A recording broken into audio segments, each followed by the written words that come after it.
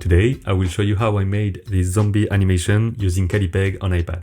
Callipeg is our 2D animation app for iPad and iPhone, and we are currently developing this for Android tablets as well. So first of all, here I made one animation of a zombie, which I duplicated to make my zombie army here. So don't hesitate to reuse animation to make it slightly different and be more efficient to make your effect. This is my animation for the Monsters and Creatures challenge of Callipeg for October, and I didn't know where to go first, so I made different sketches. This one here is the first I made, and it's pretty similar to the final result. But I explored different options, kind of a dinosaur one, more fishy ones, but I decided to explore the zombie figure a bit more. So I made this here, which is a quick turnaround to understand the possible shape of my character. Then I've made this first rough path here. The most important part was understanding the volume of the head and how it could be a weight. It should be heavy here and then take off when the rest of the body is driving it away. When I made the head, I made sure to have the correct volume, but also doing this here just to show how it will lift up. That's a simple shape just here, but you can understand a bit of the neck and that the head is not in front anymore.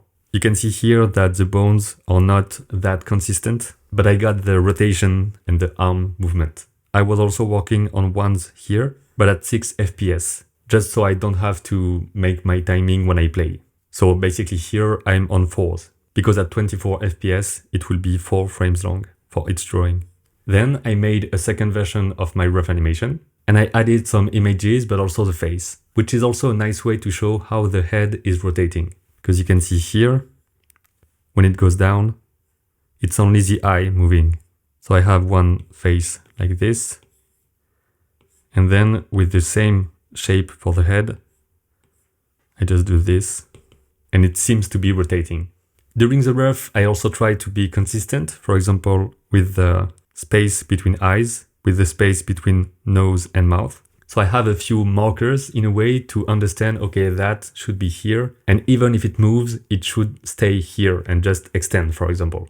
It's that here, which goes there, and that here is just extending. I also made it kind of a snappy animation. And here I have an ease out with the head doing a little bounce like this. Here the body is the same, only the head moves. And here the head is the same and only the body moves. So you can have kind of a delay between the two. And one of the main thing here was the arm movement, kind of. So you can see here, up and down, up and down. And it's down a bit longer, so you can have that kind of nice timing. And also regarding volume, you can see here that this arm is in front and then it's behind. So that's how you can define depth in your animation. So I have my bones here. It can go that way. So I can have the arm here, the other there, and in another situation, it will be the opposite. And that way you can feel the rotation of your character. So remember to be very clear about what's in front and what's behind, and how it will move from one state to another. Then I made a third version of my rough animation. This time I added the ears, which is also a great indicator of where the head is. When the head is up, the ears are very low, and here the ears are very high in my page. So you can see the rotation of the head. And also there, it becomes just the top part of the ears. So here you can really understand that the head is moving down. And that here, which can be some kind of hair, can also indicate the movement. I also added a drawing here, kind of a ease out here, so we can understand better that the mouth is opening widely. So you can feel a bit more of the openness of the mouth. You can see that the body here is still a bit rough, but I added a spine here, just kind of a spring. I also added another bone here, so we can feel the body going up and down, because here you cannot see it, and here you can see it. And from that rough animation, I made my clean version. So I just took everything here in my folder into a lower opacity, and I was very focused here on the volume and consistency of my character design.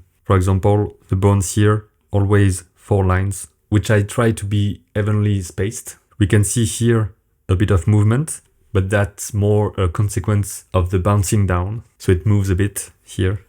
I also added some details, a line here, some flesh out here, and that way you can feel the movement, because you can see here that volume being shorter and then disappearing and then coming back here.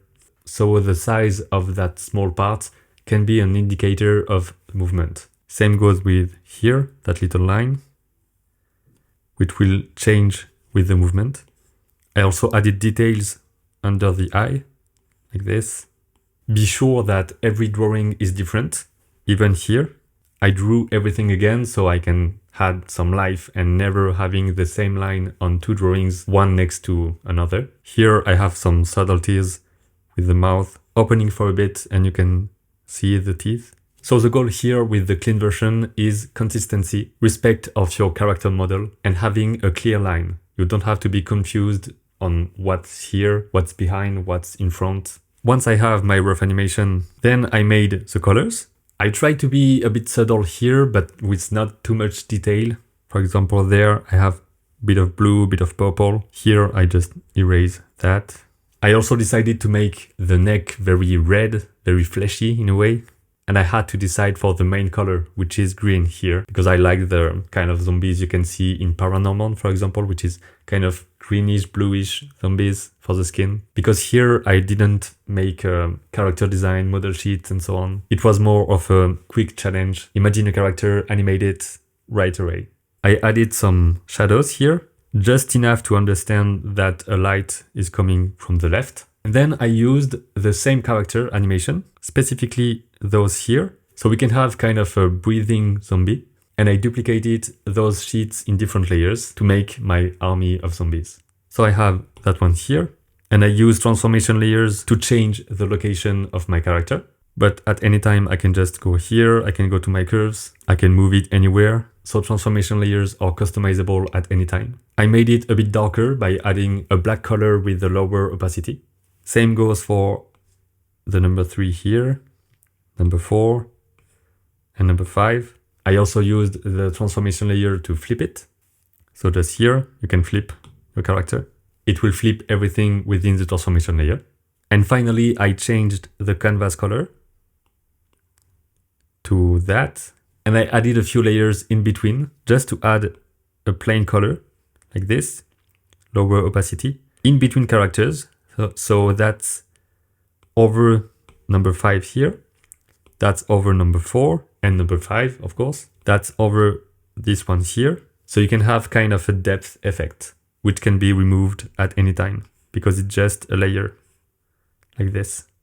And as a final touch, I just added this character here, so the main one, in a transformation layer as well. And I changed the scale of my animation. So here it will get bigger, and here it will decrease the size. So I can add a final snap as a final touch without having to modify my original drawings. So that's how I made this animation for the Monsters and Creatures challenge of Callipeg. I hope you liked this video and that you can learn a bit about animation principles, how to make the most out of the features of Callipeg, and how you can use it to make your animation. You can get all the info about how to use Callipeg in our complete video guide here and on callipeg.com, and the links to the App Store of Callipeg and Callipeg Mini are just right below. Thanks for watching and have fun animating with Callipeg.